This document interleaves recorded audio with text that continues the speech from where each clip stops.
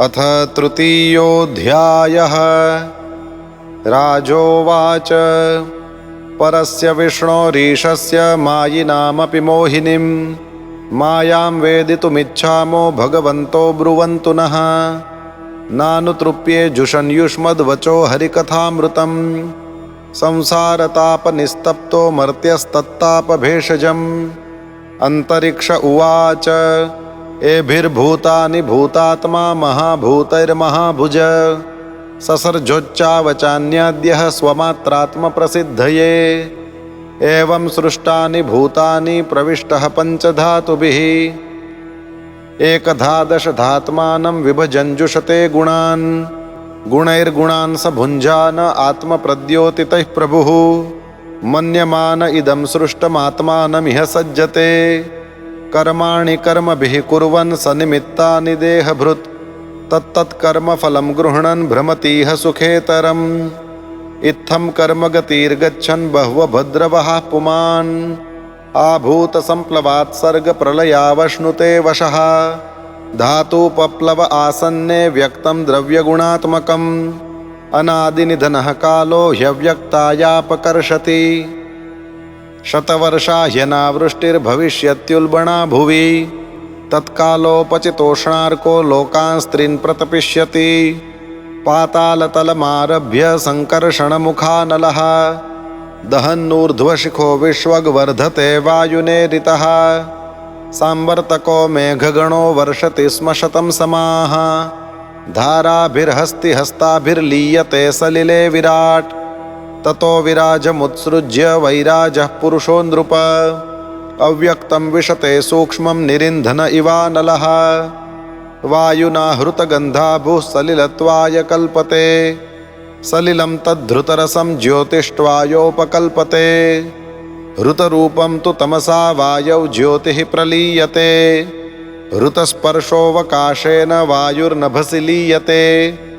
कालात्मना हृतगुणं नभ आत्मनि लीयते।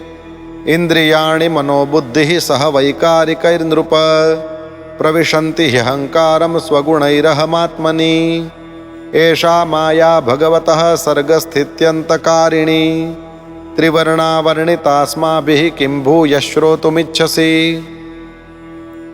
राजोवाच यथैतामैश्वरीं मायां दुस्तरामकृतात्मभिः तरन्त्यञ्जः स्थूलधियो महर्ष इदमुच्यताम्। प्रबुद्ध उवाच कर्माण्यारभमाणानां दुःखहत्यै सुखाय च पश्येत्पाकविपर्यासं मिथुनीचारिणां नृणां। नित्यार्तिदेन वित्तेन दुर्लभेनात्ममृत्युना गृहापत्याप्तपशुभिः का प्रीतिः साधितैश्चलैः। एवं लोकं परं विद्यान्नश्वरं कर्म निर्मितं सतुल्यातिशयध्वंसं यथा मण्डलवर्तिनाम्। तस्माद् गुरुं प्रपद्येत जिज्ञासुश्रेय उत्तमम्। शाब्दे परे च निष्णातं ब्रह्मण्युपशमाश्रयम्। तत्र भागवतान् धर्मान् शिक्षेद् गुरुवात्मदैवतः। अमाययानुवृत्त्या यैस्तुष्येदात्मात्मदो हरिः। सर्वतो मनसो सङ्गमादौ सङ्गं च साधुषु। दयां मैत्रीं प्रश्रयं च भूतेष्वद्धा यथोचितम्। शौचं तपस्तितिक्षां च मौनं स्वाध्यायमार्जवम्। ब्रह्मचर्यमहिंसां च समत्वं द्वन्द्वसंज्ञयोः। सर्वत्रात्मेश्वरान्वीक्षां कैवल्यमनिकेततां। विविक्तचिरवसनं सन्तोषं येन केनचित्। श्रद्धां भागवते शास्त्रे निन्दामन्यत्र चापि हि। मनोवाक्कर्मदण्डं च सत्यं शमदमावपि। श्रवणं कीर्तनं ध्यानं हरेरद्भुतकर्मणः। जन्मकर्मगुणानां च तदर्थेऽखिलचेष्टितम्। इष्टं दत्तं तपोजप्तं वृत्तं यच्चात्मनः प्रियम्। दारान् सुतान् गृहान् प्राणान् यत्परस्मै निवेदनम्। एवं कृष्णात्मनाथेषु मनुष्येषु च सहृदम्। परिचर्यां चोभयत्र महत्सु नृषु साधुषु। परस्परानुकथनं पावनं भगवद्यशः। मिथो रतिर्मिथस्तुष्टिर्निर्वृत्तिर्मिथ आत्मनः। स्मरन्तः स्मारयन्तश्च मिथो घौघहरं हरिं। भक्त्या सञ्जातया भक्त्या बिभ्रत्युत्पुलकां तनुम्। क्वचिद्रुदन्त्यच्युतचिन्तया क्वचिद्धसन्ति नन्दन्ति वदन्त्यलौकिकाः नृत्यन्ति गायन्त्यनुशीलयन्त्यजं भवन्ति तूष्णीं परमेत्य निर्वृताः इति भागवतान् धर्मान् शिक्षन् भक्त्या तदुत्थया नारायणपरो मायामञ्जस्तरति दुस्तरां राजोवाच नारायणाभिधानस्य ब्रह्मणः परमात्मनः निष्ठामर्हथ नो वक्तुं यूयं हि ब्रह्मवित्तमाः पिप्पलायन उवाच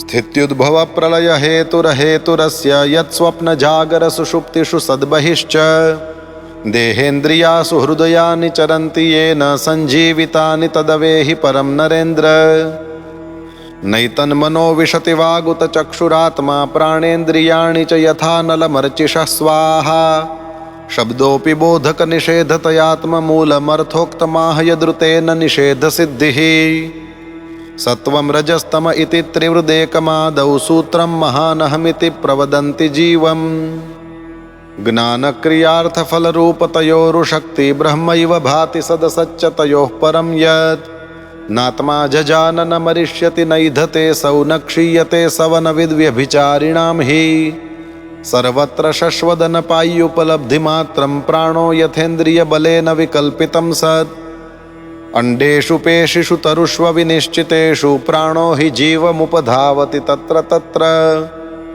सन्ने यदिन्द्रियगणे हमि च प्रसुप्ते कूटस्थ आशयमृते तदनुस्मृतिर्नः यर्ह्यब्जनाभचरणैषणयोरुभक्त्या चेतो मलानि विधमेद्गुणकर्मजानि तस्मिन् विशुद्ध उपलभ्यत आत्मतत्त्वं साक्षाद्यथामलदृशोः सवितृप्रकाशः राजोवाच कर्मयोगं वदतनः पुरुषो येन संस्कृतः विधूयेहाशु कर्माणि नैष्कर्म्यं विन्दते परम् एवं प्रश्नं ऋषीन् पूर्वमपृच्छं पितुरन्तिके नाब्रुवन् ब्रह्मणः पुत्रास्तत्र कारणमुच्यताम्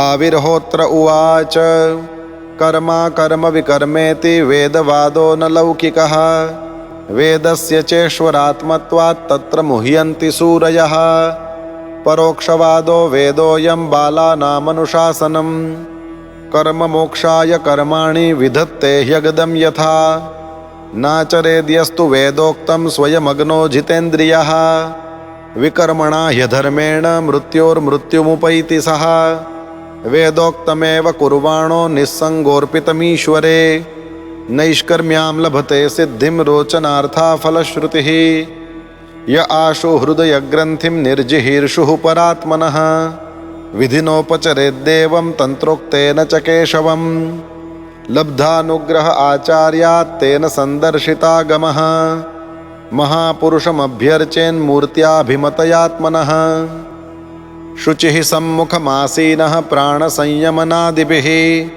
पिण्डं विशोध्य सन्न्यासकृतरक्षोर्चयेद्धरिम् अर्चादौ हृदये चापि यथा लब्धोपचारकैः द्रव्यक्षित्यात्मलिङ्गानि निष्पाद्य प्रोक्ष्य चासनं पाद्यादीनुपकल्प्याथ सन्निधाप्य समाहितः हृदादिभिः कृतन्यासो मूलमन्त्रेण चार्चयेत् साङ्गोपाङ्गां सपार्षदां तां मूर्तिं स्वमन्त्रतः पाद्यार्घ्याचमनीयाद्यैः स्नानवासो विभूषणैः गन्धमाल्याक्षतस्रग्भिर्धूपदीपोपहारकैः साङ्गं सम्पूज्य विधिवत् स्तवैः स्तुत्वा नमेद्धरिम् आत्मानं तन्मयं ध्यायन् मूर्तिं सम्पूजयेद्धरेः शेषामाधाय शिरसि स्वधाम्न्युद्वास्य सत्कृतम् एवमग्न्यर्कतो यादावतिथौ हृदये च यः यजतीश्वरमात्मानमचिरान्मुच्यते हि सः